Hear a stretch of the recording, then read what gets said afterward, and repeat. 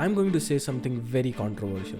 Writing code is just the same as playing video games. By the way, for those of you who are coming back, I left without a notice. I'm super sorry for that, but I was working on a product and that kind of took most of my time. I am going to make a video about the experience, the things that I learned, but for now, just back to the video.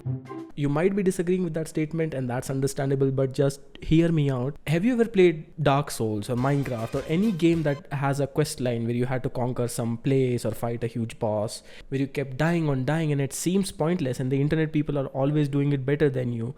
You r/gaming. No, I don't want to see any percent runs of what I cannot complete.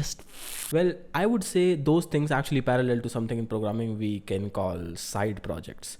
Some of which try to make money, some of them try to get your job, and some are just pointless. That's just how it is. And I'd argue side projects take the same arc that boss battles or huge quest lines do in gaming. The way it goes is, it seems simple on the first attempt.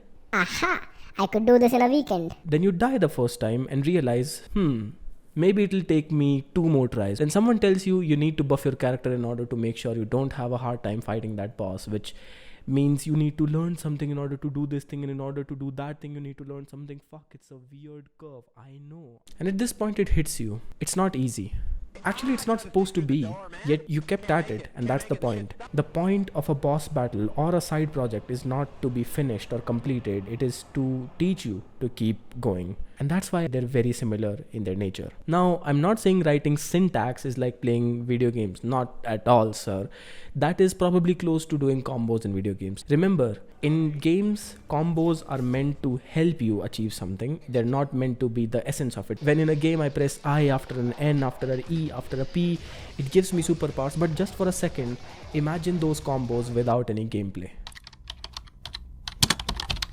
Pretty pointless, right? Yeah, that's what writing syntax in isolation is too. I'm looking at you, lead code. I'm not judging anything. I don't judge anything.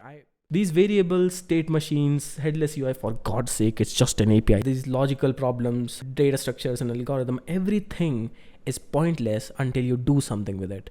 To make some more parallels, you could argue that ChatGPT nowadays is kind of exactly like CheatDB used to be, like in 2012. If you're not as old as I am, it was this huge database of cheats for all sorts of games, stuff like where's that bonus level in Prince of Persia, all of those San Andreas cheats. We ain't got shit now. Well, what you gonna do if the ballers roll through? Throw shoes at them? Given it also had stupid stuff like Vice City cheats. Now, come on, Vice City never had cheats. Point is, it wasn't really cheating because you'd never have found that stuff on your own. In fact, most people who are playing those games would have never found those things on their own. It was good to have CheatDB because so many people could now play and experience those things. And now we use ChatGPT. What if I want to concatenate 2 FFmpeg videos together? What if I want to find out what a spectrogram is? Where is your mom? You get the idea. In the end, if you could take away something from this video, it is not easy to run your side project. It's not easy to get users or market. Remember, games aren't easy either. You played those games because they're rewarding, not because they're easy.